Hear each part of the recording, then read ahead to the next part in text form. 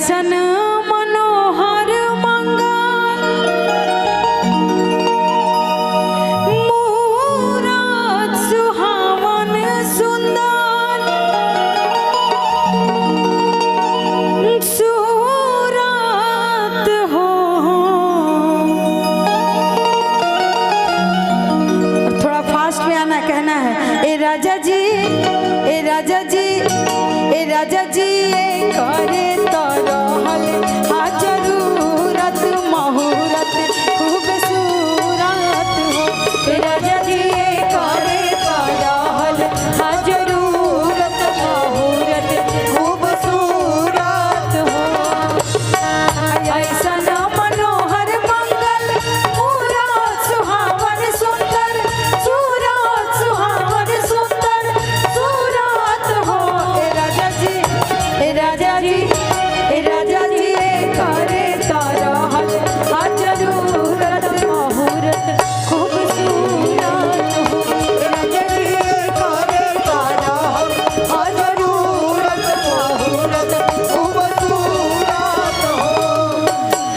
बबुआ हमार महाराज होई है राजा धी राज होई है राजा धी राज होई है हो।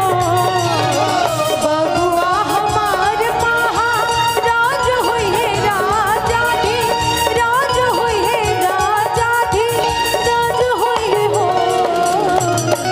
लेकिन ये बात दादी माँ बोल रही है कि बबुआ हमार महाराज हो, लेकिन इसके पहले मम्मी पापा बोल रहे हैं कि हमारा बुझाता है बबुआ दिए में होई है नाना ईता जिए में होई है नाना ईता जिए में होई है हो।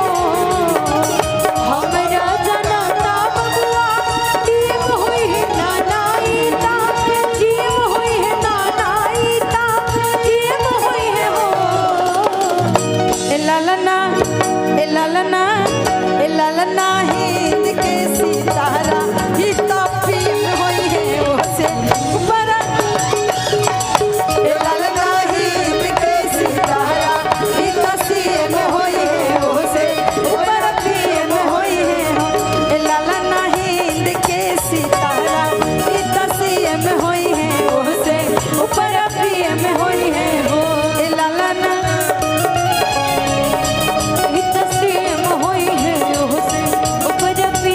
और देखिए हमारे एक और वायरल गीत रहे भाभी, भाभी आप आ जाइए, आप बहुत अच्छा डांस कर रही हैं।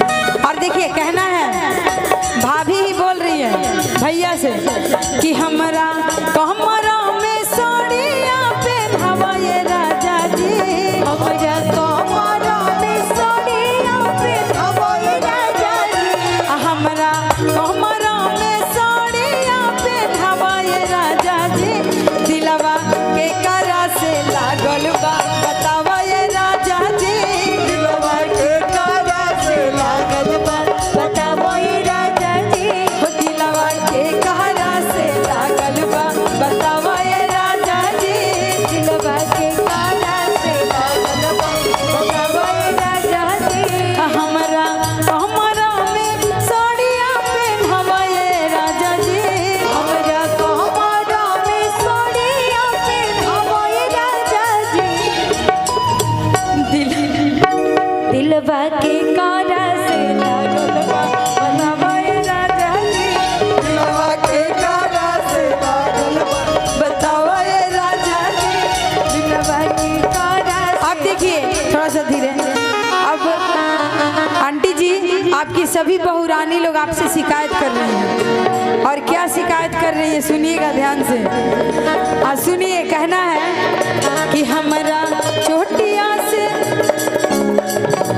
हमरा चोटिया से लागी गईले चोट हो बलमुआ दुबरा गईले।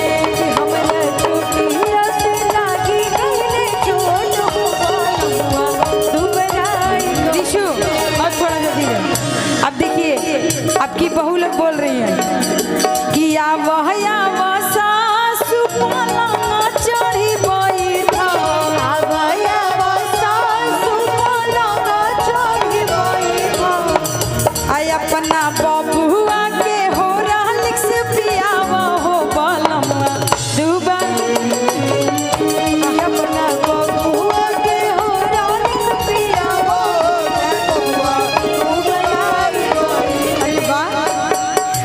स्टेप भाई, लेकिन इन सब बच्चों के लिए हम लोग आशीर्वाद गाएंगे और कहना है वही, बबुआ हमार महाराज होई है राजा थी, राज होई है राजा थी, राज होई है हो।